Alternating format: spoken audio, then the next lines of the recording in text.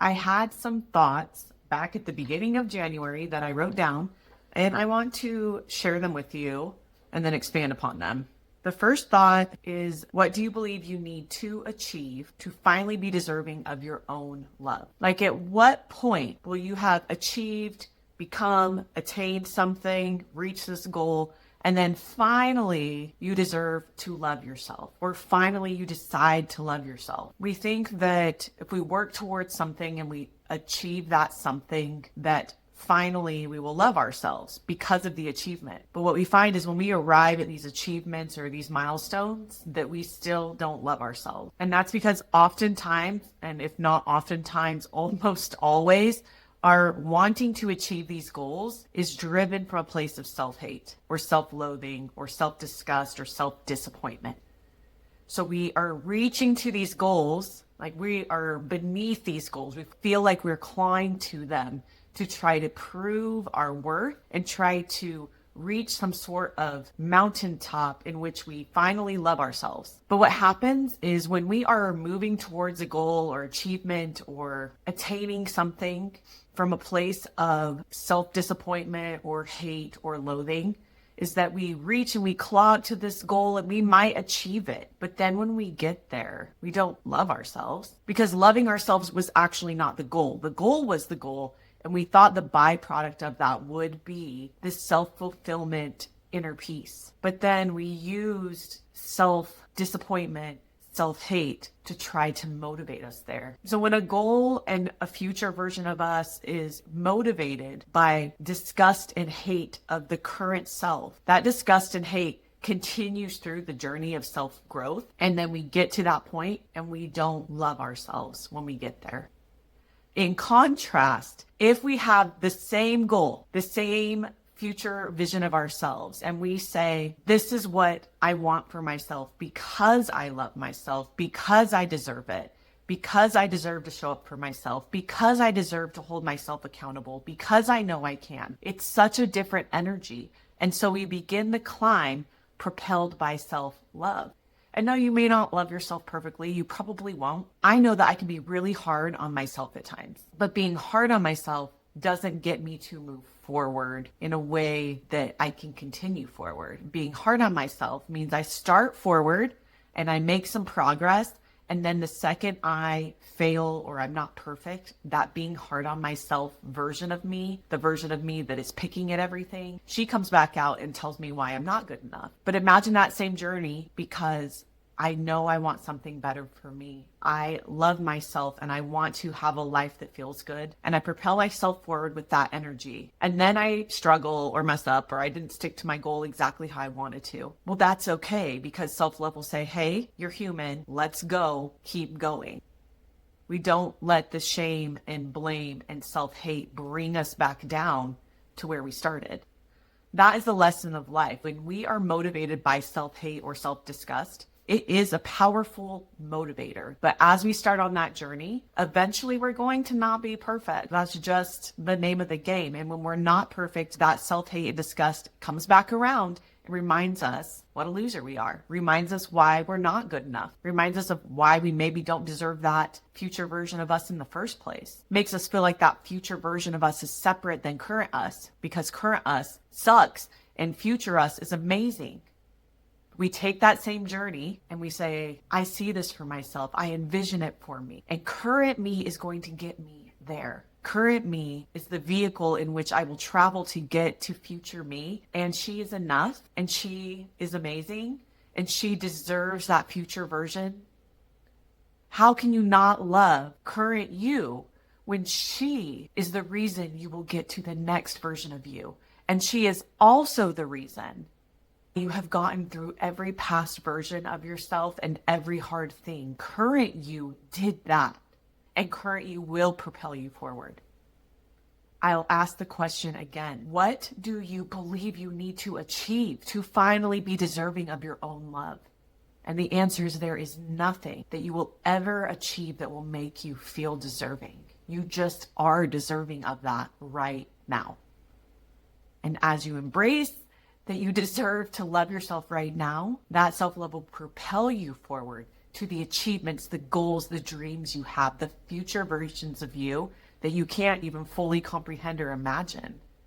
Now, we can learn this the hard way or the easy way, but a good example of this is, and this is the lesson I learned along the way, is that no amount of self-hate will get you to a body you love. Because when you arrive at a body that you feel is more quote unquote acceptable, you won't love that version of you. You will still hate you. It will still not be good enough because the narrator inside your head continues to narrate the process of your growth. And if that narrator doesn't ever become kind and loving, then you will achieve your goal with a mean narrator, with a mean inner voice. And that mean inner voice is going to still be there once you've achieved whatever you set out to achieve.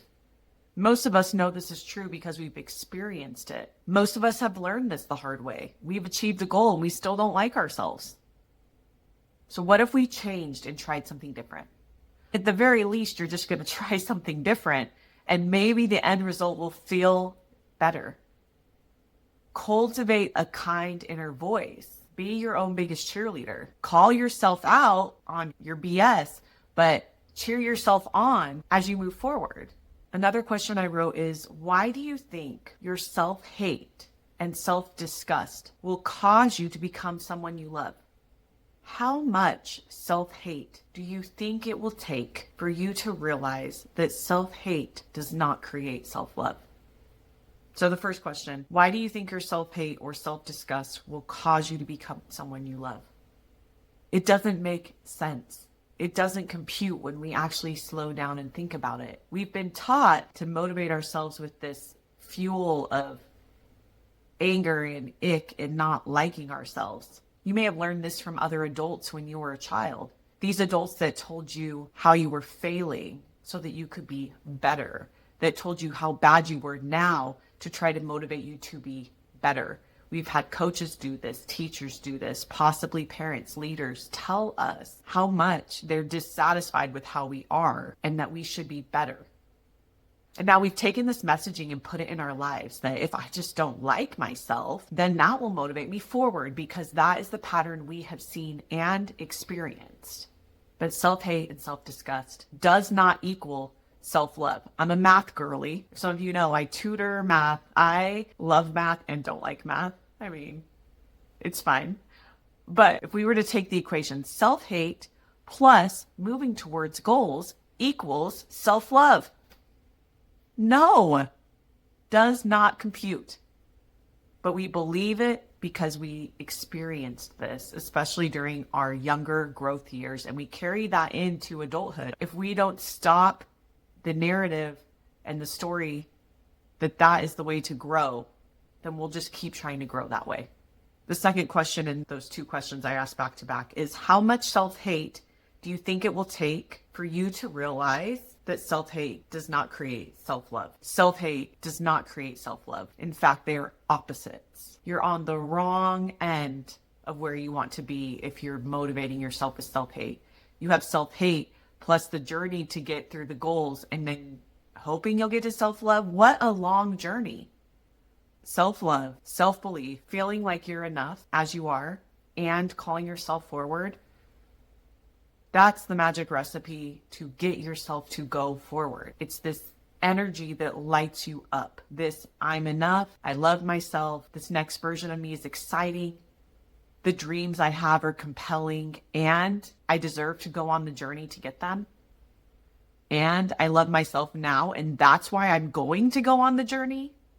We don't give things to people we don't like, right? Like we're not buying birthday presents for our greatest enemies. We're not going out of our way to take care of people we despise. Same thing for us. If we don't like ourselves, we don't take care of ourselves. If we despise ourselves, we don't think we deserve good things. We don't go out of our way to achieve our dreams. We don't go out of our way to achieve our goals. We move towards our dreams and goals best when we feel like we are deserving of those dreams and goals. And we may not see the path, and we may not know clearly how we deserve them or why, but we know that we are just as deserving as others that may have those same dreams and aspirations. We are not less than.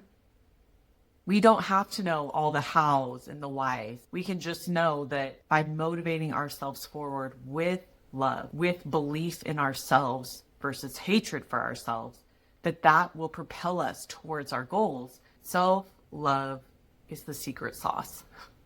When I'm in a season of being really hard on myself, it is so hard for me to be motivated or move forward towards my goals. It can even be hard for me to just do the dishes when I'm in a state or a spiral of self-loathing or disappointment.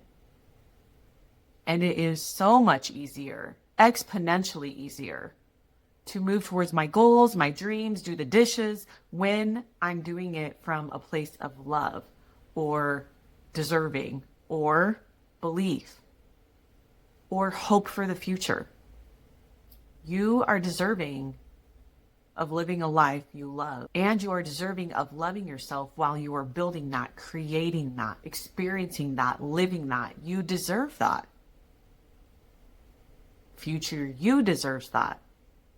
The people you love would love nothing more than for you to love yourself. Just like you would want nothing more for the people you love than for them to just love themselves. Can this year be a journey led with self-love? Can this year be the year you experiment with how does it feel to motivate myself with self-love? How does that feel? How does the journey feel? How does the possible destination feel? How does goal setting feel? How does my day-to-day life feel? I share this because I've lived this. I've lived years of self-hate. And there are times still where I get so down on myself and find it really hard to get some traction, get the wheels moving, get myself to go forward. And it's almost always because of a lack of self-love, because of a lack of showing care for myself and respect for myself and patience for myself. All the things we give everybody else, once we start giving that to ourselves, our lives change. I invite 2026 to be the year of self-love, the year of enoughness, the year of seeing what it would be like to motivate yourself from such a powerful place. You deserve to live a life you love, and you deserve to love yourself now in the exact version of you that you are in.